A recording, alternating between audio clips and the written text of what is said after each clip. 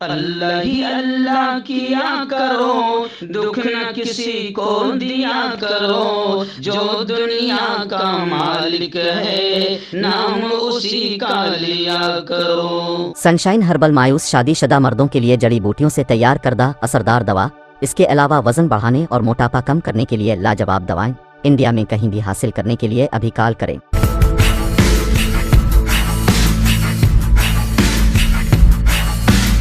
अस्सलामु अलैकुम वरहमतुल्लाहि वबरकातुहू। नाज़रीन, इस्तक़बाल है, स्वागत है आपका viral news live studio Jalgaon, Maharashtra, India में। मैं आपका मेज़बान मुफ्ती मोहम्मद हारून नदवी। आइए प्राइम न्यूज़ में आज बात करते हैं कि भारत में बनी नफरती फिल्म जो मुल्क को तोड़कर हिंदू मुसलमानों में नफरतें फैलाने का काम कर रही है। बड़ी अजीब खबर आ रही है कि बाहर मुल्क में कश्मीर फाइल्स इस फिल्म पर बैन लगा दिया गया। अब सवाल ये उठता है कि आखिर भारत में तो बैन तो दूर की बात, बकायदा पीएम इसके ब्रांड एम्बेसडर बने हुए हैं और बीजेपी बकायदा इसका प्रमोशन कर रही है। नरेंद्र मोदी जी खुद पीएम वजीर आजम खुद इस फिल्म की तारीफ करते हुए थक नहीं रहे हैं और बाहर मुल्क में इस पर बैन लगाया जा रहा है। तो इस खबर पर थोड़ी सी मैं बात कर लेता हूं और कहां पर बैन लगाया गया, क्या है पूरा मामला, अपोजिशन पार्टियां क्या कह रही है, शिवसेना क्या कह रही है, कांग्रेस क्या कह रही है और मुल्क के अच्छे हिंदू क्या कह रहे हैं, ये तमाम चीजें इस खबर में 5 मिनट में आप जरूर देख लीजिएगा, क्योंकि हम सारी खबरों को एक जगह पर जमा कर देते हैं और ये तमाम चीजें हमारे यहाँ की गोदी और आतंकी मीडिया नहीं दिखाती है, बल्कि उसे तो ठेका ही दिया जा रहा है 2014 से कि बस तुम नफरतें ही फैलाते रहो, जैसे कश्मीर फाइल्स फैला रही, तुम भी ऐसी नफरतें फैलाते रहो, तुम सब हमारे हो, हम तुम्हारे हैं। तो आइए, खबरें आ रही है कश्मीर फाइल्स को लेकर। जी हाँ, मैं थोड़ा बाद में आपको बताऊंगा कि कहां पाबंदी लगाई गई, लेकिन पहले मुल्क का हाल देख लीजिए।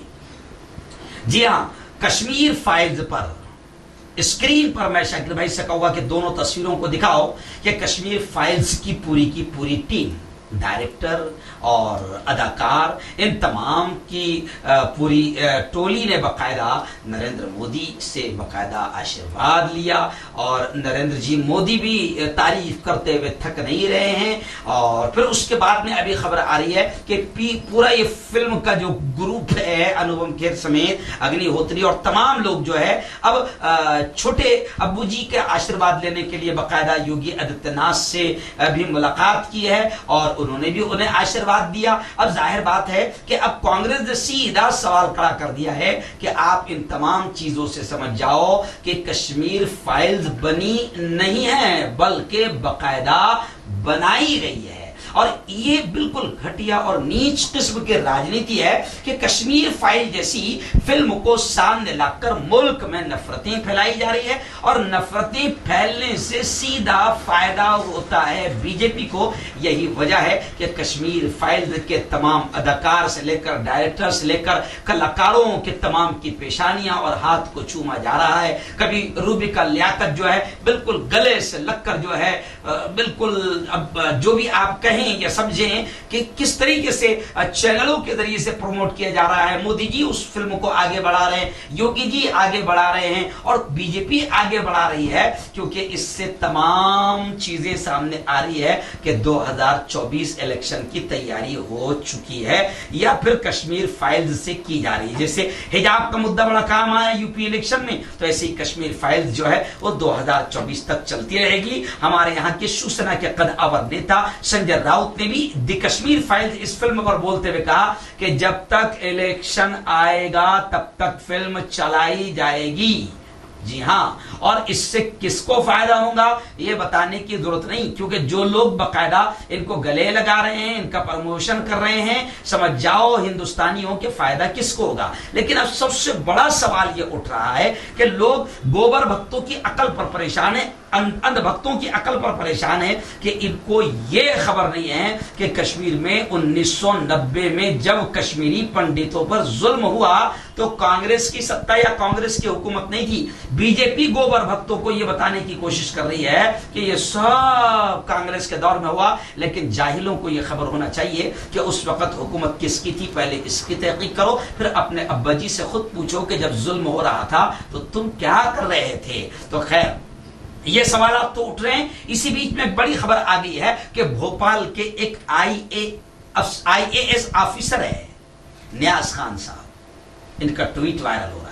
इन्होंने कहा है कि अब मुसलमानों के जैसे कश्मीरी पंडितों के कत्ल पर फिल्म बनाई गई है, तो इन्होंने कहा है कि मुसलमानों के कत्ले आम पर भी फिल्में बनाई जानी चाहिए।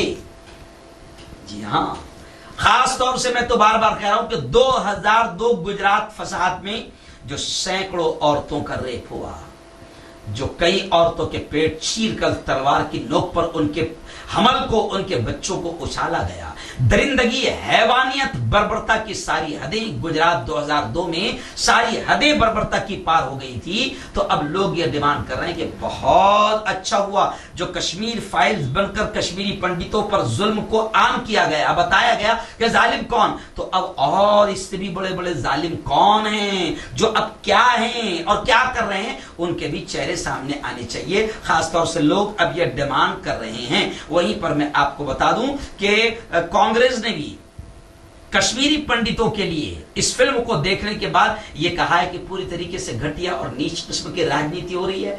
बीजेपी को कुछ नहीं पड़ी है कि मुल्क में आग लगेगी, मुल्क में नफरतें फैलेगी, दंगे फसाद होंगे। बीजेपी को तो मालूम है जितने दंगे फसाद, जितनी नफरतें होंगी, इसका सीधा फायदा अपन को मिलेगा, अपनी पार्टी को मिलेगा, बीजेपी को मिलेगा। तब कांग्रेस का यह कहना है कि बिल्कुल नीच और घटिया किस्म की सियासत हो रही है। और फिर कांग्रेस के कद आवर नेता ने साफ तौर से यह कहा है कि कश्मीरी पंडितों के लिए, अंधभक्तों, गोबर भक्तों, कश्मीरी पंडितों के लिए राजीव गांधी ने पार्लियामेंट का घेराव किया था, अब्बा जी ने नहीं कुछ किया था। जो अब्बा जी सहरा पहन रहे ना अभी, तो वो अब्बा जी की ही हुकूमत थी जिसमें तुम मारे गए और कश्मीरी पंडित मारे गए। तो अब कश्मीरी पंडितों के लिए कांग्रेस ने कहा कि राजीव गांधी ने पार्लियामेंट का घेराव किया था, और यह भी कहा कांग्रेस ने कि बीजेपी अपनी नाकामी छुपा नहीं सकती है।